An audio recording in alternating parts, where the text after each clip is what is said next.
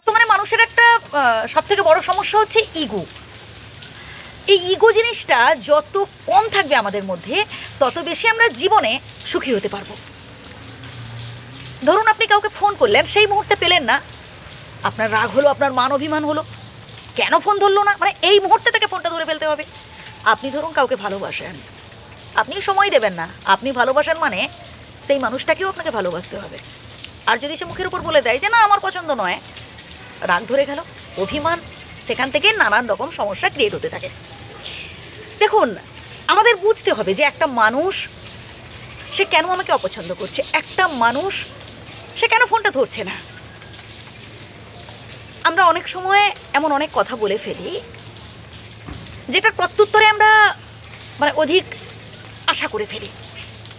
দেখুন, একটা মানুষ কোন পরিস্থিতিতে আছে বা কোন পরিস্থিতি থেকে কথাটা বলছে বা কোন পরিস্থিতির শিকার হয়েছে সেটা আপনাকে বুঝতে হবে।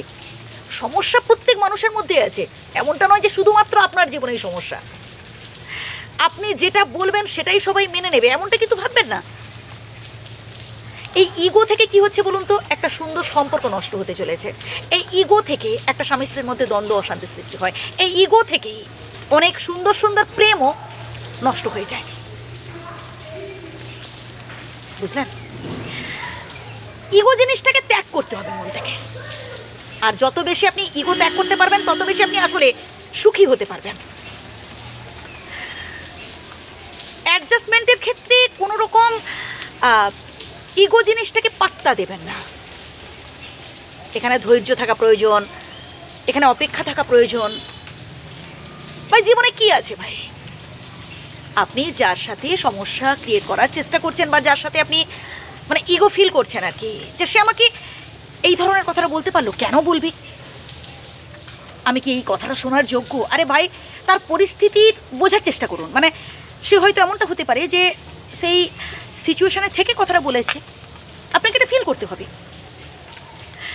সবসময় কেউ রেগে কথা বললো মানে এটা নয় যে সে অন্তর থেকে বলছে। সবসময় সে তার টাইম মতো কাজ করতে পারলো না মানে এটা নয় যে সে আসলে টাইম সম্বন্ধে তার জ্ঞান নেই, সে আসলে আপনাকে অমান্য করছে, এমনটা নয়। কিন্তু মানুষকে না পরিস্থিতির শিকার হতে হয়, এটা আপনাকে বুঝতে হবে। একটু অপেক্ষা করুন, একটু ধৈর্য ধরুন, একটু সময় দিন, এই ইগো টিগোগুলো ত্যাগ করুন, তবেই দেখবেন আসলে জীবনটাকে আপনি উপলব্ধি করতে পারছেন। আসলে মানুষ না ওই নিজের সেন্টিমেন্টটাকে বেশি প্রাধান্য দিতে চায়। আরে ভাই, আপনারও যেমন সেন্টিমেন্ট আছে, আপনি যার সম্বন্ধে অভিমান করছেন, যাকে নিয়ে ইগো ফিল করছেন, ভাই তারও একটা সেন্টিমেন্ট আছে, এটা বুঝতে হবে।